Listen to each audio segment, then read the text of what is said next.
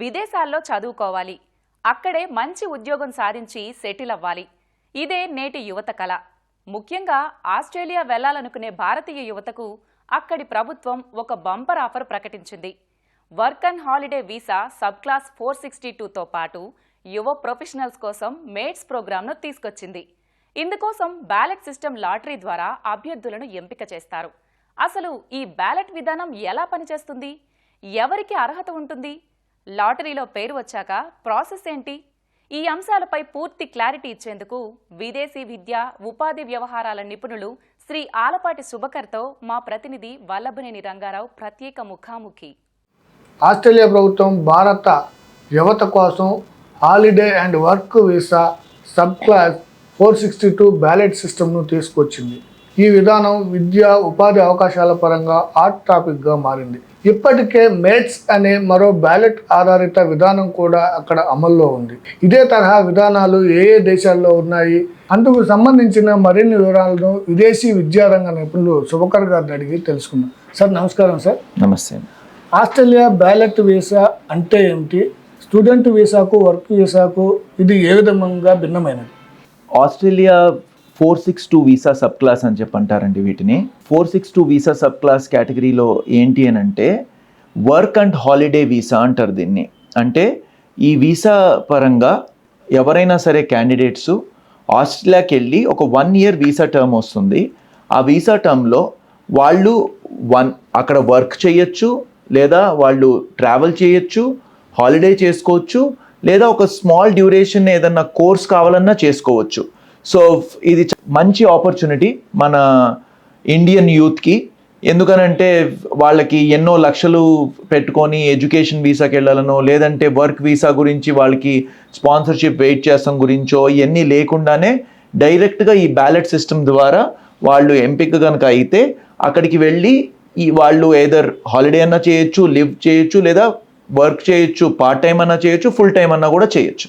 Sir, work and holiday visa కోసం భారత యువత ఎలాంటి నైపుణ్యాన్ని సాధించాలి, దానికి ఎలాంటి విద్యను అభ్యసిస్తే అది సులువుగా దాన్ని చేరుకోవచ్చు?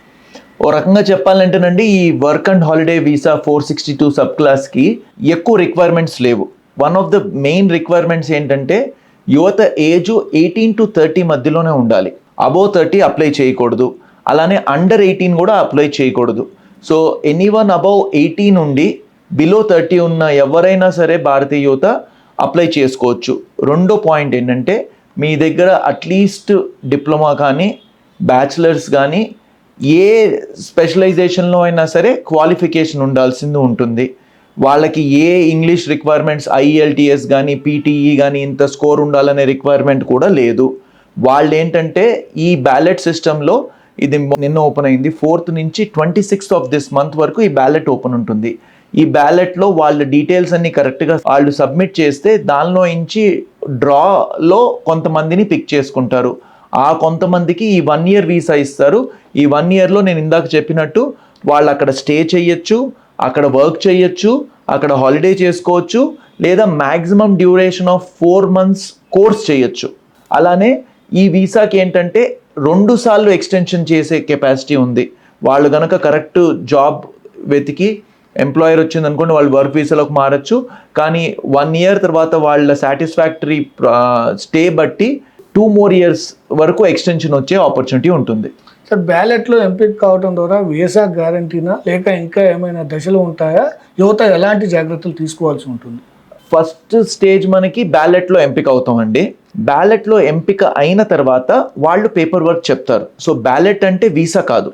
బ్యాలెట్ అనేది వాళ్ళని ఎంపిక చేశాము అనే పాయింట్ ఇస్తున్నారు తప్పితే దాని తర్వాత వీసా సబ్మిషన్ ఉంటుంది.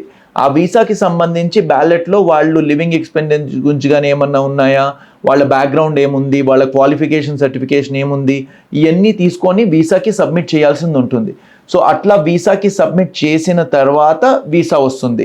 సో ఆ వీసాకి సంబంధించి ఈ బ్యాలెట్ సబ్మిట్ చేస్తాం కానీ, వీసా సబ్మిట్ చేస్తాం కానీ, దానికి కావాల్సిన రిక్వైర్మెంట్స్ ఏదైతే ఎడ్యుకేషనల్ క్వాలిఫికేషన్ సర్టిఫికేట్స్ చూపిస్తాం కానీ, అలానే వాళ్ళ ఫండింగ్ రిక్వైర్మెంట్స్ చూపిస్తాం కానీ, అలానే వాళ్ళు connections to the home country అంటే ఇండియాకి తిరిగి వస్తారనే ప్రూఫ్ చూపిస్తాం కానీ, ఈ పేపర్ వర్క్ అంతా రిక్వైర్మెంట్ ఉంటుంది. అవన్నీ తీసుకొని వీసాకి సబ్మిట్ చేయాల్సి ఉంటుంది సబ్ క్లాస్ 462 కింద. ఆ 462 కింద సబ్మిట్ చేసిన తర్వాత అప్పుడు వాళ్ళకి వీసా వస్తుంది. సో బ్యాలెట్లో ఎంపిక అవ్వగానే వీసా వచ్చినట్టు కాదు, అప్పుడు నెక్స్ట్ స్టేజ్లో ఇవన్నీ చేసిన తర్వాత వీసా వస్తుంది. సరే, అంటే ఈ వీసా ద్వారా ఆస్ట్రేలియాలో విద్యా ఉపాధి అవకాశాలతో పాటు భవిష్యత్తులో పిఆర్ లేక పర్మనెంట్ వర్క్ వీసాగా మారే అవకాశం ఉందా? ఉందండి. నేను చెప్పినట్టు ఈ 1 ఇయర్లో కనుక వాళ్ళు కరెక్ట్ జాబ్ వెతుక్కొని ఆ జాబ్ ఎంప్లాయర్ కనుక వీళ్ళకి స్పాన్సర్ చేయగలిగితే this visa can be converted into full time visa, full time work visa కింద కూడా వస్తుంది. దాని తర్వాత మెల్లగా ఆ వర్క్ వీసా ద్వారా అలా అక్కడ సెటిల్ అయ్యి పర్మనెంట్ రెసిడెన్సీ తెచ్చుకునే ఆపర్చునిటీ ఉంటుంది. ఇది మాత్రము చాలా వండర్ఫుల్ ఆపర్చునిటీ అండి. మన యువతకి ఎవరైతే ఖర్చులు పెట్టుకోలేము, లేదంటే మాకు ఆపర్చునిటీ లేదు అని ఎవరైతే చెప్తున్నారో వాళ్ళు దీన్ని అందిపుచ్చుకొని మ్యాక్సిమం సబ్మిషన్ చేసుకుంటే they will have a very great opportunity. భారతీయుల కోసం ఆస్ట్రేలియా తీసుకొచ్చిన మేట్స్ విధానం కూడా బ్యాలెట్లు విధానంలోనే కొనసాగుతుంది. దీనికి వర్క్ అండ్ వీసాకు ఉన్నటువంటి ప్రధాన తేడాలు ఏంటి సార్? ఈ రెండింటికి చాలా డిఫరెంట్ ఉందండి. మేట్స్ వీసా అనేది mobility arrangement for talented young professional scheme అనే కేటగిరీలో దీన్ని లాంచ్ చేశారు లాస్ట్ ఇయర్. దీనిలో only highly professional and specific కేటగిరీస్లో ఉన్న ప్రొఫెషనల్స్ మాత్రమే చూస్తున్నారు. Specifically AI and machine learning కానీ, రెన్యూబుల్ ఎనర్జీ గురించి కానీ, అగ్రిటెక్ కానీ, ఐసీటీ ప్రొఫెషనల్స్ కానీ, కంప్యూటర్ ప్రొఫెషనల్స్ కానీ, ఇలాంటి ఫిన్టెక్ కానీ, ఇలాంటి స్పెసిఫిక్ ఏరియాస్ ప్రొఫెషనల్స్ని మాత్రమే దీనిలో ఎంపిక చేసుకుంటున్నారు. వీటిలో కూడా అండర్ 30 ఇయర్స్ని మాత్రమే సెలెక్ట్ చేస్తారు. సో ఈ మేట్స్ వీసాకి కూడా కంపల్సరీగా అండర్ 30 ఇయర్స్ ఉన్న కేటగిరీనే యాక్సెప్ట్ చేయాలి అండ్ హైలీ క్వాలిఫైడ్ పీపుల్నే చూసుకుంటారు. అది కూడా బ్యాలెట్ సిస్టమే. దానిలో వాళ్ళు చూసి ఎవరైతే మోర్ హయ్యర్ క్వాలిఫైడ్ అని ఉంటారో వాళ్ళకి చేస్తారు. దానిలో కూడా ఈ బ్యాలెట్ ద్వారా వాళ్ళని సెలెక్ట్ చేసిన తర్వాత వాళ్ళకి 1 ఇయర్ వీసా ఇస్తారు. కానీ మేట్స్ వీసాలో వాళ్ళకి 3 ఇయర్స్ వరకు ఎక్స్టెన్షన్ అయ్యే పాసిబిలిటీ ఈజీగా ఉంటుంది. అండ్ దీనికి మాత్రము ఎవరైతే ప్రొఫెషనల్స్ అప్లై చేస్తున్నారో వాళ్ళు ఏ కేటగిరీలో ఉన్నారో కరెక్ట్గా చూసుకోవాలి. మేట్స్ వీసా కానివ్వండి లేదా 462 హాలిడే వర్క్ వీసా కానివ్వండి, correct submission of application is super important. So students కానీ ప్రొఫెషనల్స్ కానీ ఎవరైతే సబ్మిట్ చేస్తున్నారో వాళ్ళు దానికి కావాల్సిన రిక్వైర్మెంట్స్ క్లియర్గా అండర్స్టాండ్ చేసుకోవడం కానీ, లేదంటే మా లాంటి వాళ్ళ దగ్గరకు వచ్చి సజెషన్ తీసుకొని కరెక్ట్గా సబ్మిషన్ చేయండి. ఎందుకనంటే incomplete applications will not be considered for ballot. So last time కూడా ఇలా జరిగినప్పుడు చాలామంది ఇన్కంప్లీట్ సబ్మిషన్ వలన అసలు బ్యాలెట్లోకి వాళ్ళు వెళ్ళలేదు. సో ఈ మేట్స్ వీసా మాత్రము హైలీ ప్రొఫెషనల్ వాళ్ళకి ఆల్మోస్ట్ ఆస్ట్రేలియాలో సెటిల్ అయ్యే ఆపర్చునిటీ చాలా ఎక్కువగా ఇస్తుంది. సరే, ఆస్ట్రేలియాలోనే కాకుండా ప్రపంచంలో ఏ దేశాల్లో లాటరీ లేదా బ్యాలెట్ ద్వారా వర్క్ అండ్ హాలిడే వీసాలు అందుబాటులో ఉన్నాయి? మన భారతదేశానికి అందులో సూటబుల్ అయినవి ఏమిటి? చాలా ఉన్నాయండి. ఒకటేమో యూకేలో ఉంది కరెంట్గా, దాన్ని యూకే యూత్ మొబిలిటీ ప్రోగ్రామ్ అని చెప్పి అంటారు. దీనిలో కూడా సేమ్ ఇదే కేటగిరీ, ఎవరైతే అండర్ 30 ఇయర్స్ ఓల్డ్ కేటగిరీ ఉండాలి, వాళ్ళు వచ్చేసరికి అండర్ 30 ఇయర్స్ ఉండి అండ్ ఈ గ్రాడ్యుయేట్ డిగ్రీ ఉన్నోళ్ళు, అలాంటి క్వాలిఫికేషన్ ఉన్నోళ్ళకే ఆపర్చునిటీ దొరుకుతుంది. ఇది కూడా 1 ఇయర్ వీసా. ఎక్కడైతే వాళ్ళు అక్కడ యూకేకి వెళ్ళి అక్కడ ఉండి అక్కడ వాళ్ళు వర్క్ ఎత్తుక్కొని వర్క్ తర్వాత వాళ్ళు సెటిల్ అయ్యే ఆపర్చునిటీ చూసుకోవచ్చు. ఇలాంటిదే హాలిడే వర్క్ వీసా కెనడాలో కూడా ఉంది. కెనడాలో ఐఈసీ వీసా అంటారు దీన్ని. ఈ కేటగిరీలో కూడా క్యాండిడేట్స్ 1 ఇయర్ స్టే ఆప్షన్ పెట్టుకొని చేసుకునే ఆపర్చునిటీ ఉంటుంది. దీనితో పాటు same holiday work visa category కాకపోయినా జర్మన్ ఆపర్చునిటీ కార్డ్ అని ఉంది, దాన్ని జీఓసి అంటారు. దీనిలో కూడా they don't call it holiday work visa, but ఎవరైతే ప్రొఫెషనల్స్ కానీ స్టూడెంట్స్ అప్లై చేసిన వాళ్ళకి 1 ఇయర్ వీసా ఇస్తారు. దానిలో వాళ్ళు వెళ్ళి వర్క్ ఎత్తుకోవచ్చు. వర్క్ ఎత్తుకున్న తర్వాత దాని తర్వాత వాళ్ళు అక్కడ సెటిల్ అయ్యే ఆపర్చునిటీ ఉంటుంది. ఈ 3 ప్రోగ్రామ్స్ ఆస్ట్రేలియా కాకుండా కెనడా, యూకే అండ్ జర్మనీ బాగా ఫేమస్. దీంతో పాటు ఇవాళ రేపు ఆస్ట్రేలియా రెడ్ కార్డ్ అని చెప్పి, అలానే నెదర్లాండ్స్లో ఇలాంటి 1-2 చోట్ల ఆపర్చునిటీ ఉన్నాయి, కానీ వాటికి ఉన్న ఆపర్చునిటీ కానీ నంబర్స్ కానీ చాలా తక్కువ. సో ఆస్ట్రేలియా కాకుండా కెనడా, జర్మనీ అండ్ యూకే మన భారతీయ స్టూడెంట్స్ అండ్ ప్రొఫెషనల్స్ చూసుకోవచ్చు. సార్, ముఖ్యంగా మీరు చెప్పండి, తెలుగు రాష్ట్రాలకు సంబంధించిన యువత కానీ ఉద్యోగస్తులు కానీ ఏ దేశాలకు ఎక్కువగా వెళ్ళేందుకు ఇష్టపడుతున్నారు? ప్రధానంగా ఆస్ట్రేలియా, కెనడా, యూకే, అదేవిధంగా న్యూజిలాండ్, వీటిల్లో ఏది ఉత్తమమైనదిగా మనం భావించవచ్చు? బిగ్ ఫోర్ అని ఉండేది, traditional markets big four, US, UK, Australia, Canada. ఈ 4 కంట్రీస్కి మన తెలుగు యువత అండ్ భారతీయ యువత ఎవరైనా సరే ఈ 4 కంట్రీస్ చూసేవాళ్ళు. దీనిలో యుఎస్, యూకే, కెనడా, ఆస్ట్రేలియా ఎప్పుడు కూడా ఫస్ట్ ప్లేస్ ఎవరిది అనేది మారుతూ ఉండేది. 1,00,000కి పైగా ఒక్కో కంట్రీకి మన ఇండియన్ స్టూడెంట్స్ ఈ కంట్రీస్కి వెళ్ళి ఉన్నారు. కానీ ఇప్పుడున్న ప్రతికూల పరిస్థితుల వలన యుఎస్ కానీ, యూకే కానీ, కెనడా కానీ, ఆస్ట్రేలియా కానీ కొంచెం స్లో అయింది. యూకే కాస్త ఉన్న వాటిలో బెటర్గా ఉంది, ఆపర్చునిటీ ఈజీగా ఉంది, వీసా ఈజీగా ఇస్తున్నారు, పోస్ట్ స్టడీ వర్క్ రైట్స్ ఉన్నాయి. వీటితో పాటు ఈ మధ్య కాలంలో మనం చూసింది ఏంటి అని అంటే జర్మనీ అండ్ యూరప్కి స్టూడెంట్స్ చాలా ఎక్కువ ఇంట్రెస్ట్ చూపిస్తున్నారు. ఇదే కాకుండా సింగపూర్, దుబాయ్ అండ్ మలేషియా కూడా ఇంట్రెస్ట్ చూపిస్తున్నారు. న్యూజిలాండ్కి అండ్ ఐర్లాండ్కి కూడా బాగానే ఇంట్రెస్ట్ చూపిస్తున్నారు. కానీ ఏ కంట్రీ స్టూడెంట్స్కి బాగుంటుంది అనేది మనము చెప్తానికి లేదండి. వాళ్ళ బ్యాక్గ్రౌండ్ బట్టి, వాళ్ళ ప్రొఫెషనల్ అంబిషన్, కెరియర్స్ ఫోకస్ బట్టి అది మారుతూ ఉంటుంది. కానీ నేను సజెస్ట్ చేసేది ఏంటి అని అంటే ఇప్పటికీ కూడా traditional big four are better countries if you want to study higher education and settlement opportunity. వీటితో పాటు జర్మనీ కూడా బాగా పికప్ అవుతుంది. కానీ జర్మనీ కానీ, జపాన్ కానీ, కొరియా కానీ ఇలాంటి కంట్రీస్కి వెళ్ళాలంటే మన తెలుగు యువత తెలుసుకోవాల్సింది ఏంటి అంటే ఈవెన్ యూరప్ కానివ్వండి, లోకల్ లాంగ్వేజ్ తెలిసి ఉండటం చాలా ఇంపార్టెంట్. మనోళ్ళు లోకల్ లాంగ్వేజ్ తెలియకుండా అక్కడికి వెళ్ళారనుకోండి, వాళ్ళు గ్యారంటీగా కష్టపడాల్సి వస్తుంది. దీంతో పాటు నేను చెప్పిన కంట్రీస్ ఏదైతే ఉన్నాయో Australia, Canada, UK, US, New Zealand, ఈ కంట్రీస్లో ఉన్న మెయిన్ అడ్వాంటేజ్ అంటే అక్కడ first language is English. So అందువల్ల అక్కడ మీరు లోకల్ లాంగ్వేజ్ నేర్చుకోవాల్సిన అవసరం ఉండదు. సో మీరు ఏ కంట్రీ సెలెక్ట్ చేసుకున్నా, అలానే ఇప్పుడు దుబాయ్, సింగపూర్, మలేషియా ఎందుకు చూస్తున్నారంటే క్లోజ్ టు ఇండియా, సేఫ్టీ బాగుంటుంది అండ్ ఆపర్చునిటీస్ కూడా ఉన్నాయని చెప్పి. సో ఏదైనా సెలెక్ట్ చేసుకోండి, కానీ సెలెక్ట్ చేసుకునేటప్పుడు దానికి తగ్గ రిక్వైర్మెంట్స్ ప్రాపర్గా ఫాలో అవ్వండి, దాని రిక్వైర్మెంట్స్ ప్రిపేర్ అవ్వండి. సో దట్ మీరు అక్కడికి వెళ్ళిన తర్వాత కష్టపడకుండా అక్కడ ఆటోమేటిక్గా సెటిల్ అయ్యి ఆపర్చునిటీస్ని అందిపించుకునేట్టుగా ప్లానింగ్ చేసుకుంటే మన తెలుగు యువతకి చాలా మంచిది. బ్యాలెట్ విధానంలో కూడా మోసాలు పెరిగే అవకాశం ఉంది. నకిలీ జాబ్ లెటర్లు, నకిలీ కాల్ సెంటర్లు, నకిలీ వీసాలను ఎలా గుర్తించాలి? యువత ఏ జాగ్రత్తలు తీసుకోవాలంటారు? ఈ మధ్య మనము ఈ నకిలీ వీసాలు, నకిలీ ఆఫర్ లెటర్సు, నకిలీ సిస్టమ్స్ చాలా వింటున్నానండి. లక్షల కొద్దీ యువత దీనికి స్పెండ్ చేస్తున్నారు అండ్ మోసపోతున్నారు. ఫస్ట్ అండ్ ఫార్మోస్ట్ ఏంటి అని అంటే మన యువత తెలుసుకోవాల్సింది ఏంటంటే మీరు ఎవరినైతే కన్సల్ట్ చేస్తున్నారో వాళ్ళ బ్యాక్గ్రౌండ్ ఫస్ట్ తెలుసుకోండి. వాళ్ళకి కావాల్సిన అర్హతలు ఉన్నాయా, సర్టిఫికేషన్స్ ఉన్నాయా, వాళ్ళ పాస్ట్ రికార్డ్ ఏంటి, వాళ్ళు ఎంతమందికి ఇలా హెల్ప్ చేయగలిగారు, ఇలాంటి ఇన్ఫర్మేషన్ యువత ఫస్ట్ తెలుసుకోవాలి.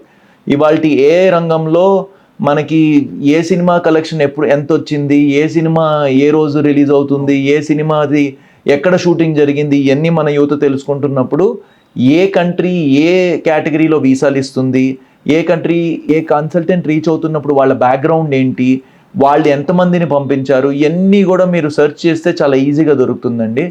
అదేదో వాళ్ళు 10 లక్షలు ఇస్తే 20 లక్షలు ఇస్తే అనే పాయింట్ ఇచ్చినారంటే అది గ్యారంటీగా మోసమే. లక్షల్లో అసలు ఏది ఛార్జెస్ లేవండి. ఇప్పుడు ఈ మేట్స్ వీసా కానివ్వండి, లేదా బ్యాలెట్ సిస్టమ్ కానివ్వండి, యూకే యూత్ మొబిలిటీ ప్రోగ్రామ్ కానివ్వండి, వీటన్నిటికీ సబ్మిషన్కి అయ్యే ఖర్చు $25 నుంచి మ్యాక్సిమం £100, అంటే 10,000 లోపే మనం చెప్తున్న ఛార్జెస్. ఇది కాక ఏదైనా కన్సల్టెన్సీ ఛార్జెస్ ఉన్నాయి, అవి కూడా వేలల్లోనే ఉండాలి, లక్షల్లో ఎప్పుడూ ఉండదు. ఇప్పుడు మీకు ఎక్కడ లక్షలు అనే పాయింట్ వచ్చినప్పుడే మీకు ఫస్ట్ క్వశ్చన్ మార్క్ రావాలి. అసలు ఎందుకు లక్షలు తీసుకుంటున్నారు? మీరు గనక మంచి ప్రొఫైల్ అయ్యి ఉండి మీరు అక్కడికి వెళ్ళడానికి సూటబిలిటీ ఉన్నప్పుడు లక్షల్లో ఛార్జెస్ ఉండవు. రెండోది, వాళ్ళు ఏదైతే ఛార్జెస్ చెప్తున్నారో దాని బ్రేకప్ క్లియర్గా తీసుకోండి. దేనికి ఆ ఛార్జెస్ తీసుకుంటున్నారు, దేనికి ఇది అని. డబ్బులు కట్టి మోసపోవటం అన్నది ఒక రీజన్ ఏంటంటేనండి, మీకు క్వాలిఫికేషన్ ఉన్నా లేకపోయినా ఎట్లా కొట్ట నాకు తెప్పించేస్తారనే ఆలోచన పెట్టుకోవద్దు. మీరు ఏదైనా సరే కరెక్ట్ పద్ధతిలోనే ప్రాసెసింగ్ చేసుకోండి, కరెక్ట్ కన్సల్టెంట్ని రీచ్ అవుట్ అవ్వండి. ఇలా కన్సల్టెంట్ కాకుండా ఇన్ఫ్లుయెన్సర్స్, ఇవాళ ఇంకోటి మనకి ఈ social media is a bane or boon నాకు తెలియదండి. జనాలందరూ సోషల్ మీడియాలో సడన్గా జనాలు చూశారు, లక్షల మంది ఉన్నారు ఫాలోవర్స్ అని చెప్పి వాళ్ళ దగ్గరికి వెళ్ళిపోతున్నారు. వాళ్ళు స్పెషలిస్ట్ కాదండి. Please understand that. మీరు కరెక్ట్గా తెలుసుకోండి, అక్కడ ఉన్న వాళ్ళతో మాట్లాడండి. ఇక్కడ మాలాంటి స్పెషలిస్ట్ కన్సల్టెంట్స్ ఉన్నారు, ఎవరైతే 20 ఏళ్ల నుంచి వర్క్ చేస్తా 35,000 మందిని మనం బయటికి పంపించాము. ఇలాంటి కన్సల్టెంట్స్ని మీరు వెతుక్కోండి. ఎవరైతే కరెక్ట్గా గైడ్ చేస్తారో కరెక్ట్గా దానికి మీరు ఆ రీసెర్చ్ చేయాలి, మీరు ఎవరిని చూస్ చేసుకోవాలనేది. చివరిగా చెప్పండి, యువత వేలలో ఆస్ట్రేలియా బ్యాలెట్ కోసం ఎదురు చూస్తున్నారు. ఇది నిజంగా యువత జీవితాన్ని మార్చే అవకాశం ఉందంటారా? ఇది ఒక వండర్ఫుల్ ఆపర్చునిటీ అండి. గ్యారంటీగా మీ లైఫ్ మారుస్తుంది. కానీ మీరు ఇక్కడ అర్థం చేసుకోవాల్సింది ఏంటంటే, బ్యాలెట్లో వేసిన ప్రతి వాళ్ళకి రాదు ఇది దీనికి ఉన్న కేటగిరీలో వేలల్లో మందో మేబీ లక్షల్లో అప్లై చేయొచ్చేమో, కానీ వచ్చేది మాత్రం 1000 మందికి మాత్రమే. ఈ 4 to 26 మధ్యలో వాళ్ళు పిక్ చేయాలనుకుంటుంది ఓన్లీ 26 అయిన తర్వాత వాళ్ళు పిక్ చేసుకుంటారు. ఈ వీసా 462 సబ్ క్లాస్కి 1000 మందిని పిక్ చేసుకోబోతున్నారు. 1000 అనేది కూడా పెద్ద నెంబరే. కానీ ఇక్కడ దీనివల్ల యువత లైఫ్ మారుతుందా? ఎస్. దాన్ని మనము కరెక్ట్గా అందిపుచ్చుకుంటే, వెళ్ళగానే నేను డబ్బులు సంపాదించాలనే ఆలోచన పెట్టుకోకుండా అక్కడ మీకు తగిన జాబ్ ఏంటనేది కరెక్ట్గా వెతుక్కోండి, దానికి సంబంధించిన వర్క్ చేసుకోండి, దానికి ఏం ప్రిపేర్ అవ్వాలి, దానికి ఏం ఇన్ఫర్మేషన్ ఇవ్వాలి, ఇలాంటి కరెక్ట్గా చేసుకుంటే this can be a life changing opportunity for Telugu యువత. సార్ ఒకటి చెప్పండి సార్, మారుతున్న ఉద్యోగ అవకాశాలు కానీ మారుతున్న థియరీలు బట్టి ఎక్కువ మంది యువత ఇప్పుడు ఏఐ వైపు దృష్టి తరలిస్తున్నారు. ఇది నిజంగా భవిష్యత్తులో ఉద్యోగ అవకాశాలను కల్పిస్తుందంటారా? ఏఐ చదవటం వల్ల యువతకు ఎలాంటి ఉద్యోగాలు రావచ్చు? ఏఐ అనేది లాస్ట్ 2 ఏళ్లుగా ఒక పెద్ద దుమారం రేపేసిందండి. ఏది మాట్లాడినా ఏఐకి సంబంధించిన విషయమే చెప్తున్నారు. ఏఐలో ఆపర్చునిటీ ఉందా? గ్యారంటీగా ఉంది. ఎందుకనంటే ఇది ఒక కొత్త డెవలప్మెంటు. నెక్స్ట్ 10 ఏళ్లలో ఏఐ మీద డెవలప్మెంట్ చాలా బాగుంటుంది అండ్ వీటిలో జాబ్స్ కూడా గ్యారంటీగా ఎక్కువ ఉంటాయి. ఏఐ మీద ఇంట్రెస్ట్ ఉన్నోళ్ళు గ్యారంటీగా ఏఐ పికప్ చేయండి. అలాని ఏఐ తప్పితే వేరే జాబ్స్ ఉండవు అనే పరిస్థితి ఏమీ కాదు. మీ ట్రెడిషనల్ ఇంజనీరింగ్ ప్రోగ్రామ్స్ కానీ, ట్రెడిషనల్ కంప్యూటింగ్ స్పెషాలిటీ జాబ్స్ కానీ ఉంటాయి, తగ్గుతాయి. అవి యాజ్ ఇట్ ఈజ్ సేమ్ ఉంటాయని నేను చెప్పట్లేదు. ఓ రకంగా చెప్పాలంటే కంప్యూటింగ్ స్పెసిఫికలీ ప్రోగ్రామింగ్ ఇలాంటివన్నీ చాలా ఈజీ అయిపోయినాయి. బేసిక్ కాలింగ్ జాబ్స్ ఇలాంటివి ఈజీ అయిపోయినాయి. కానీ మీరు ఒకటి గుర్తుంచుకోండి, AI can't do traditional engineering programs. మీరు ఎలక్ట్రిక్ ఇంజనీరింగ్ తీసుకోండి, మీరు సివిల్ తీసుకోండి, మెకానికల్ తీసుకోండి, వీటన్నిటికీ కూడా ఇవన్నీ నేను ఎప్పుడు చెప్తాను, ఇప్పుడు కాదండి, 2 సంవత్సరాల క్రితం ఇదే చెప్పాను, 10 సంవత్సరాల క్రితం ఇదే చెప్పాను, 20 సంవత్సరాలు ఇదే చెప్పాను. These are traditional engineering programmes. Maybe కరెంట్గా మీరు ఏదన్నా జాబ్ పికప్ చేసుకున్నప్పుడు దానికి శాలరీ ముందు వేరే ఏఐ ప్రోగ్రామ్స్ కన్నా కొంచెం తక్కువ వచ్చి ఉండొచ్చేమో, కానీ ఇది మీ లైఫ్ లాంగ్ మీకు జాబ్స్ ఉండే ప్రోగ్రామ్ అనమాట. ఇలాంటి ట్రెడిషనల్ ప్రోగ్రామ్స్ నేను ఇంజనీరింగ్ అనే చెప్పట్లేదు. మీరు కావాలంటే బిజినెస్ తీసుకోండి, ఎకనామిక్స్ తీసుకోండి. ఈ మధ్య ఒక హర్షదాయకం ఏంటంటేనండి, students parents beyond computers, beyond medicine and engineering చూస్తున్నారు. మేము ఇప్పుడు చాలామంది వచ్చి లిటరేచర్ గురించి అడుగుతున్నారు, ప్రోగ్రామ్స్ ఆర్ట్స్ గురించి అడుగుతున్నారు, హాస్పిటాలిటీ గురించి అడుగుతున్నారు, దాని తర్వాత ఎకనామిక్స్, బిజినెస్, ఇవన్నీ మంచి సబ్జెక్ట్స్. సో ఇదొక్కదానికే జాబ్స్ ఉంటాయి అనేది ఏమీ లేదు. మీకు నచ్చే కోర్స్ ఏంటి, మీరు ఫ్యూచర్లో కెరియర్స్ ఏం చేసుకోవాలనుకుంటున్నారు. మాకైతే ఫోటోగ్రఫీ గురించి, యాక్టింగ్ గురించి, వీటి గురించి, యానిమేషన్ గురించి విపరీతంగా ఎంక్వైరీస్ వస్తున్నాయి. అగ్రిటెక్ గురించి, ఫిన్టెక్ గురించి, ఇవన్నీ కూడా ఆపర్చునిటీస్ ఉన్నాయి. ఎన్ని ఆపర్చునిటీస్ ఉన్నాయి, మీకు ఏది సూటబుల్ అనేది మీరు కరెక్ట్గా అండర్స్టాండ్ చేసుకోండి. ఇవన్నీ ఉండగా కూడా గ్యారంటీగా ఏఐలో కొంచెం ఎక్కువ జాబ్స్ ఉంటాయి నెక్స్ట్ 2-3 ఇయర్స్లో. సో మీరు నాకు ఈజీగా వచ్చేయాలి, నాకు అంత ఫోకస్ లేదు, ఏదో ఒక జాబ్ చేసేసుకుంటే చాలు అనుకునే వాళ్ళు మేబీ ఏఐ ప్రిఫర్ చేయండి. But that is not the only future. ఇది యువత సరైన నైపుణ్యాన్ని నేర్చుకొని సరైన మార్గంలో ప్రయత్నిస్తే విదేశాల్లో ఉద్యోగాలు సంపాదించడంలో ఎలాంటి ఇబ్బందులు ఎదుర్కావని విద్యారంగ నిపుణులు ఆలపాటి సోమకర్ గారు చెప్తున్నారు. కెమెరామెన్ మల్లికార్జున్తో కలిసి రంగారావు, ఈటీవీ న్యూస్, హైదరాబాద్.